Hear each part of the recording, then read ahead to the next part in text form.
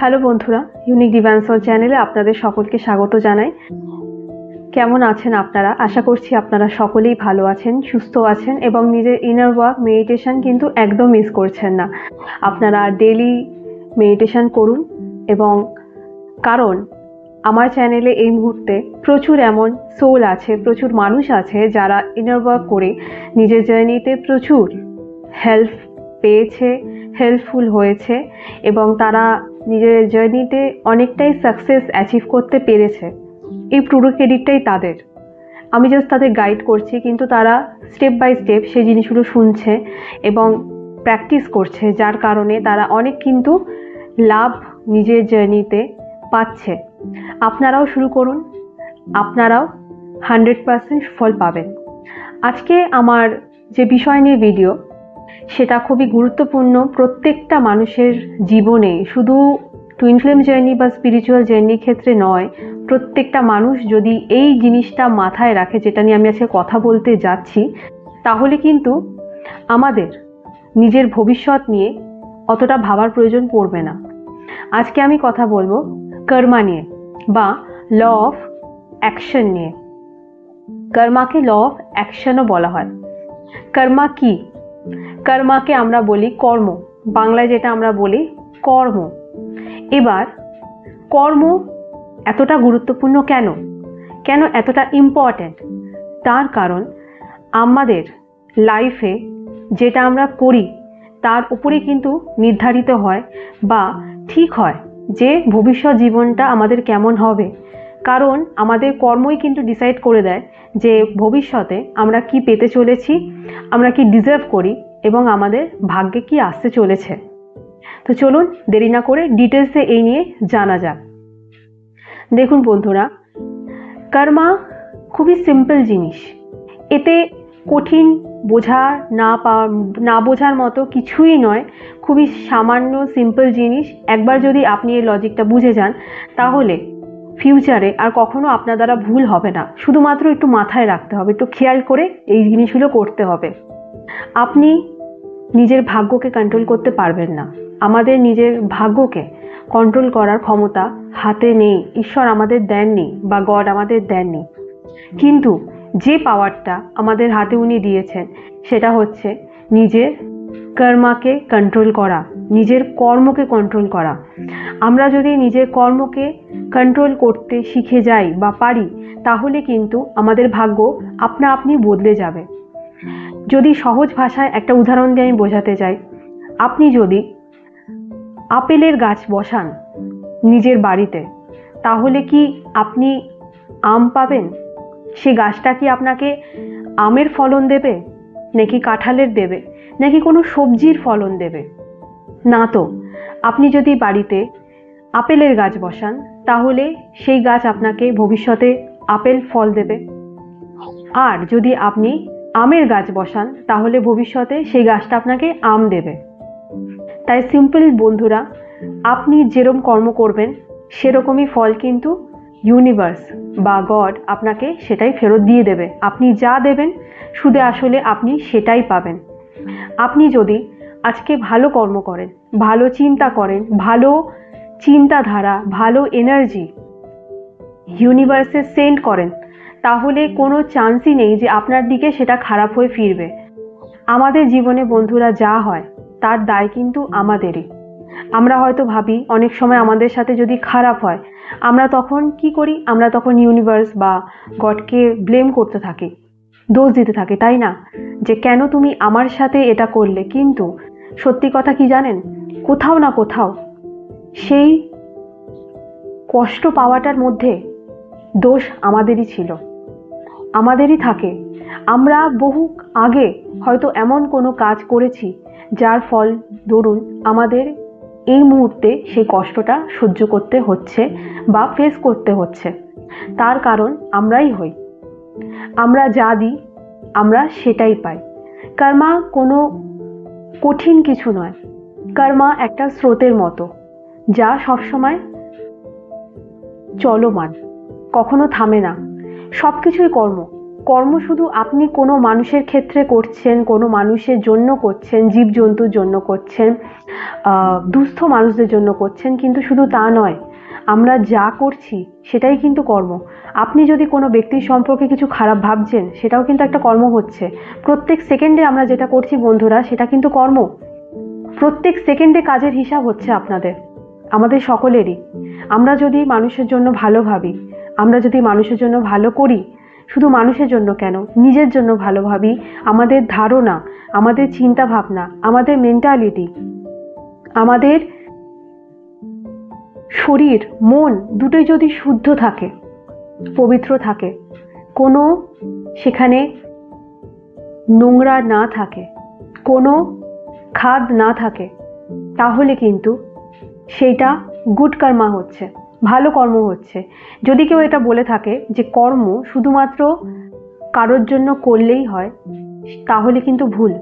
আপনি যদি কারোর ক্ষতি করছেন, সেটা যখন একটা খারাপ কর্মা হচ্ছে, ঠিক তেমনি আপনি যদি কারোর জন্য খারাপ ভাবনা রাখছেন নিজের মনে, খারাপ চিন্তাধারা রাখছেন নিজের মনে, তাহলেও কিন্তু খারাপ কর্মা হচ্ছে। এবার ডিপেন্ড করছে কর্মার পরিমাণ কতটা। আপনি ধরুন কারোর প্রতি খারাপ চিন্তা করলেন, তাহলে সেই অনুযায়ী কর্মা আপনার কাছে ব্যাক করে আসবে, পে ব্যাক হবে, ইউনিভার্স আপনাকে ব্যাক করবে।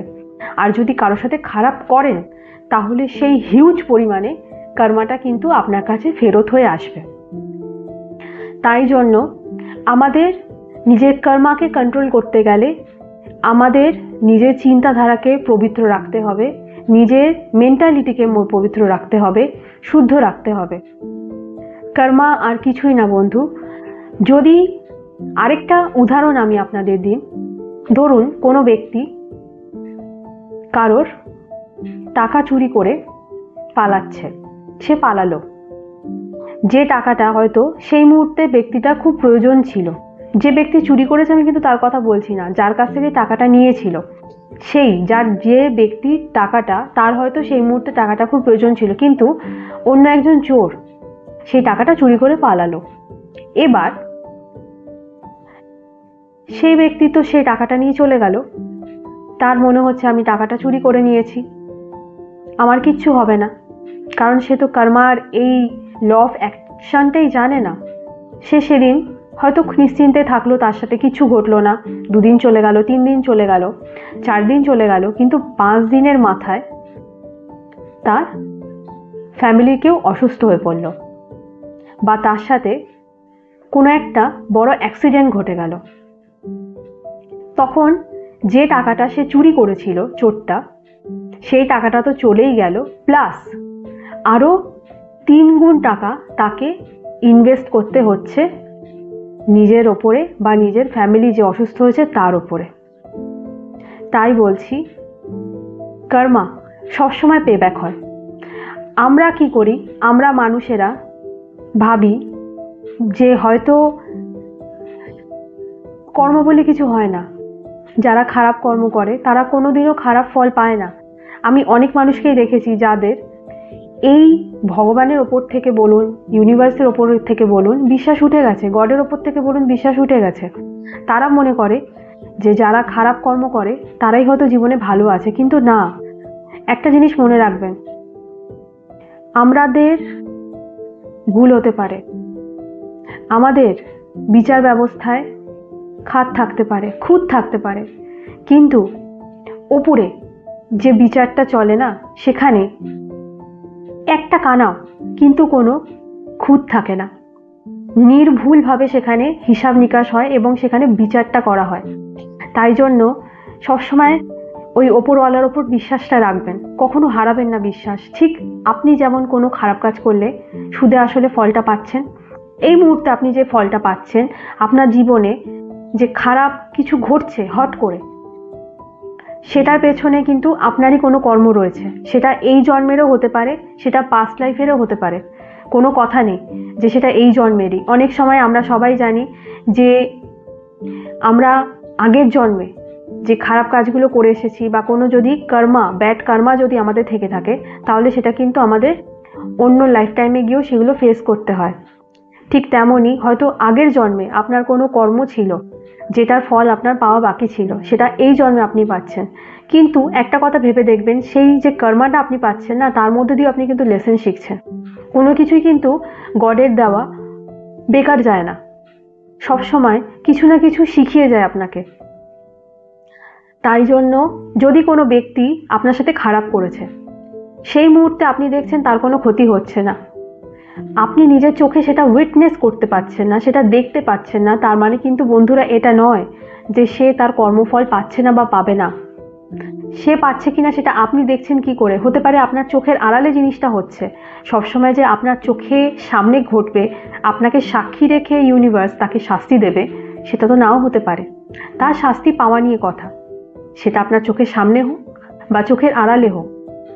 হতেই পারে 10 বছর পর সেটা পেল সে ফল, কিন্তু সেটা অনেক হিউজ অ্যামাউন্টে পেল, অনেক বড় সড়ো ক্ষতি তার হয়ে গেল জীবনে।